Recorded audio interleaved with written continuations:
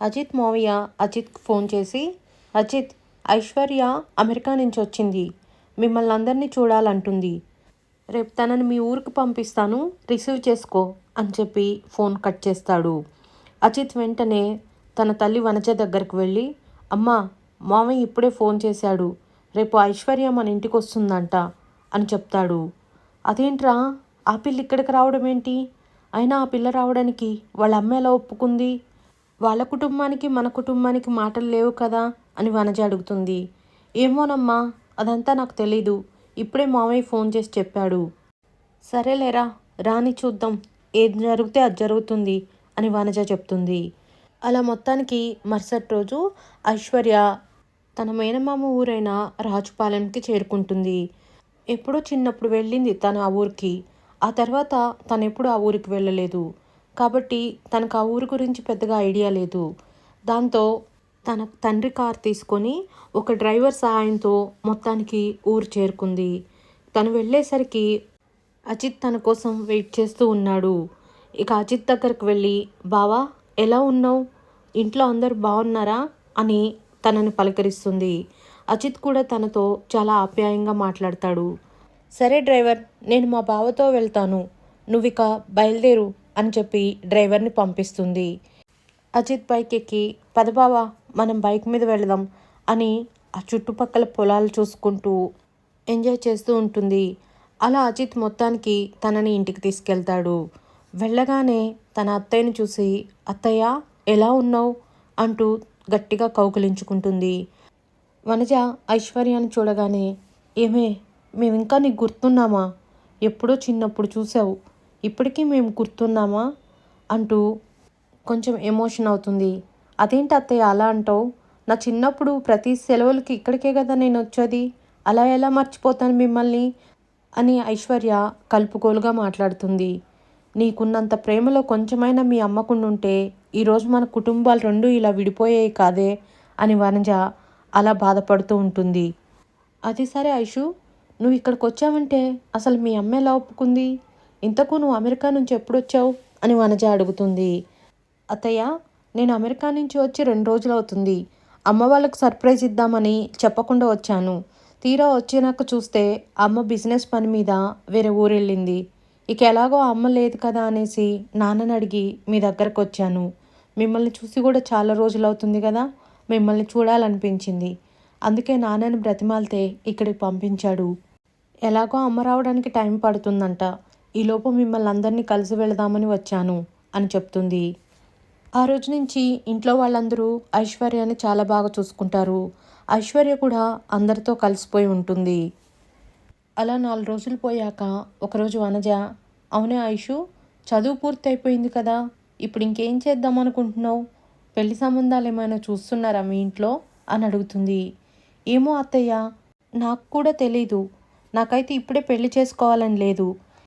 ఇంతకీ పూజకు పెళ్లి సంబంధాలు చూస్తున్నారా అత్తయ్య అని అడుగుతుంది. చూస్తున్నామే, ఇంకా ఎక్కడ సంబంధాలు కుదరడం లేదు, ఏదైనా మంచి సంబంధం దొరికితే లేట్ చేయకుండా చేసేస్తాం అని చెప్తుంది. అలా అందరూ కూర్చొని మాట్లాడుకుంటూ ఉంటారు. అప్పుడే అజిత్ బయట నుంచి వస్తాడు.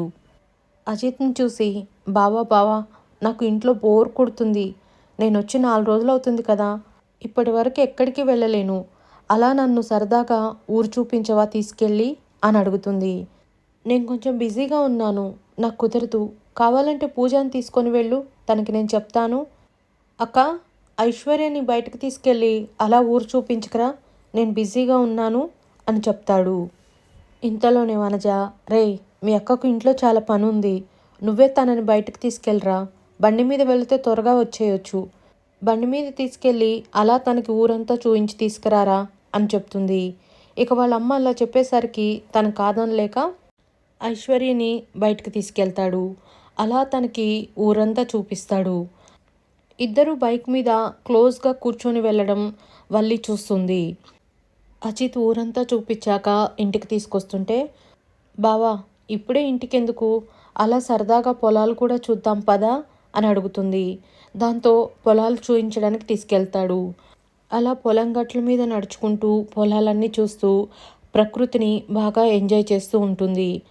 ఆ విధంగా నడిచే క్రమంలో ఐశ్వర్య ఒక్కసారిగా కాలు జారి క్రింద పడిపోతుంటే అజిత్ పట్టుకుంటాడు. అంతే, మొత్తం అజిత్ మీద వాలిపోతుంది. అజిత్ కళ్ళల్లోకి కళ్ళు పెట్టి అలాగే చూస్తుంది. ఒక్కసారిగా తను ఈ ప్రపంచాన్ని మొత్తాన్ని మర్చిపోయి అజిత్ని చూస్తూ ఉండిపోతుంది. ఇద్దరి కళ్ళు కలిసిపోయాయి. అజిత్ చెయ్యి ఆమె నడుముకు తగలగానే ఏదో తెలియని ఒక కొత్త అనుభూతిని పొందింది. కొన్ని క్షణాల పాటు అజిత్ కూడా ఆమె వైపు అలాగే చూస్తూ ఉండిపోయాడు. ఏదో ఒక శబ్దం విని ఇద్దరూ తేరుకొని ఈ లోకంలోకి వచ్చారు. కొంచెంసేపు ఇద్దరి మధ్య మౌనం నెలకొంది. ఇద్దరూ ఒకరినొకరైతే చూసుకుంటున్నారు కానీ ఏం మాట్లాడుకోవడం లేరు. ఇంతకు నువ్వు బాగానే ఉన్నావు కదా అని అడిగాడు అజిత్. బాగానే ఉన్నా బావా. సరే, బాగా లేట్ అయిపోయింది, ఇక ఇంటికి బయలుదేరదామా అని అడిగాడు. అన్నట్లు తల ఊపింది. అజిత్ బైక్ స్టార్ట్ చేయగానే తను వెనుక ఎక్కి కూర్చుంది. కొన్ని నిమిషాల ముందు అజిత్తో మాట్లాడాలంటే తనకి ఎలాంటి ఫీలింగ్ లేదు, బాగా కలిసిపోయి ఉండేది. ఇప్పుడు అజిత్ని చూడాలంటేనే తనకి ఏదో తెలియని సిగ్గు. బైక్ ఎక్కి కూర్చుందనే కానీ ఏం మాట్లాడకుండా అలా సైలెంట్గా ఉంది. తనలో తానే మాట్లాడుకుంటూ ఉంది. అజిత్ మొత్తం మిర్రర్లో నుంచి తనని గమనిస్తూనే ఉన్నాడు. ఇంతలోనే స్పీడ్ బ్రేకర్ రావడంతో అజిత్ ఒక్కసారిగా బండి బ్రేక్ వేశాడు. ఐశ్వర్య మొత్తం అజిత్ మీద వాలిపోయింది. అజిత్ కావాలనే బ్రేక్ వేశాడని ఐశ్వర్య అనుకుంటుంది. సారీ, చూసుకోలేను అన్నాడు అజిత్. అలా వారిద్దరూ నిశ్శబ్దంగా ఇంటికి చేరుకున్నారు. ఇంటికి రాగానే ఐశ్వర్య తన గదిలోకి వెళ్తూ ఉంటుంది. పూజ ఎంత పిలిచినా, ఇంట్లో వాళ్ళు పిలిచినా కూడా ఏమీ వినిపించుకోకుండా అలా పరధ్యానంగా తన గదిలోకి వెళుతుంది. ఏమైందిరా తనకి, ఎందుకు అలా ఉంది అని పూజ అజిత్ను అడుగుతుంది. తనకేం బాగానే ఉంది కదా అని అజిత్ అంటాడు. అలా పిలుస్తున్నా ఏం మాట్లాడుకోకుండా అసలు పట్టించుకోకుండా వెళ్ళిపోతుంది ఏంట్రా అని అడుగుతుంది. ఓ అదా, ఇప్పటి వరకు బయట తిరిగి వస్తున్నాం కదా, బాగా అలసిపోయింది, అందుకే రెస్ట్ తీసుకోవడానికి వెళ్తున్నట్టుంది అని అజిత్ ఏదో కవర్ చేస్తాడు. ఐశ్వర్య తన గదిలోకి వెళ్ళి ఒంటరిగా పడుకొని ఏదో ఆలోచిస్తూ ఉంటుంది. ఆ రోజు నుంచి ఐశ్వర్య మెల్లిమెల్లిగా అజిత్ని ఇష్టపడడం మొదలుపెట్టింది. అజిత్తో ఎక్కువ టైం గడపడానికి, అజిత్తో బాగా క్లోజ్గా మాట్లాడేది. తను ఎక్కడ ఉంటే అక్కడికి వెళ్తూ చాలా ఫ్రీ అయిపోయింది తనతోని.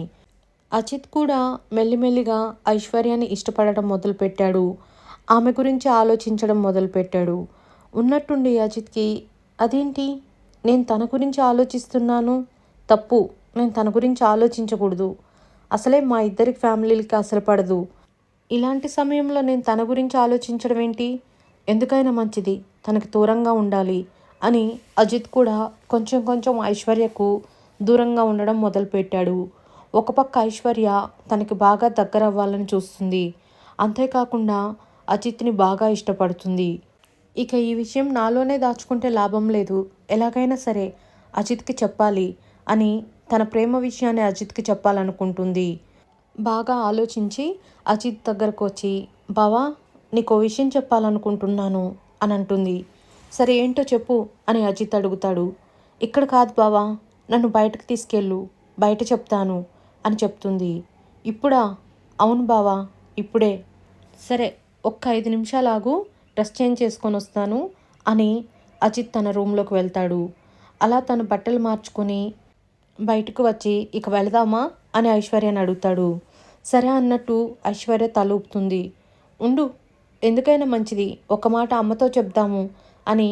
అమ్మ, ఐశ్వర్య ఏమైనా తింటానంటుంది, తను అలా బయటకు తీసుకెళ్ళొస్తాను అని అడుగుతాడు. సరేరా, జాగ్రత్తగా వెళ్ళిరండి అని చెప్తుంది. అలా ఇద్దరూ బయటకు వెళుతుండగా అప్పుడే అజిత్ ఇంటికి వల్లి వస్తుంది. వల్లిని చూసి అందరూ షాక్ అవుతారు. నువ్వా, ఏంటమ్మా ఇలా వచ్చావు, రా లోపలికి రా అని వనజ అంటుంది. ఏం లేదు అత్తయ్య, పండుగ వస్తుంది కదా, మీకిమ్మని అమ్మ కొత్త బట్టలు పంపించింది, అందుకే తీసుకొచ్చాను అని వల్లి అంటుంది. ఈ మాత్రం దానికి నువ్వెందుకమ్మా, ఎవరితోనైనా పంపిస్తే సరిపోతుంది కదా, అయినా ఇప్పుడు ఇవన్నీ ఎందుకు అని వనజ అడుగుతుంది. అదేంటి అత్తయ్య అలా అంటారు, ఎప్పటికైనా ఇంటికి రావాల్సింది నేనే కదా, మరి నేను తీసుకొస్తే ఇందులో తప్పేముంది అని వల్లి అడుగుతుంది. వల్లి ఏం మాట్లాడుతుందో అర్థం కాక ఐశ్వర్య నిలబడి అలాగే చూస్తూ ఉంటుంది. ఇంతకు తనెవరత్తయ్య అని వల్లి అడుగుతుంది. తను నా మేనకోడలు ఐశ్వర్య అమ్మ, అమెరికా నుంచి వచ్చింది అని వనజ ఐశ్వర్యను పరిచయం చేస్తుంది. ఓ, మేనకోడలే కదా అని పొగరగా వల్లి అంటుంది. వనజ తడబడుతూ ఐశ్వర్య, తను వల్లి, అజిత్కి కాబోయే భార్య అని పరిచయం చేస్తుంది. ఇక అంతే, ఐశ్వర్యకు ఒక్కసారిగా గుండాగిపోయినంత పనవుతుంది. తను అజిత్ని ఎంతో ఇష్టపడుతుంది. తను ప్రేమిస్తున్నానన్న విషయం అజిత్తో చెప్పాలనుకుంది. ఇంతలోనే వల్లి తనకు కాబోయే భార్య అని తెలిసి ఐశ్వర్య షాక్ అవుతుంది.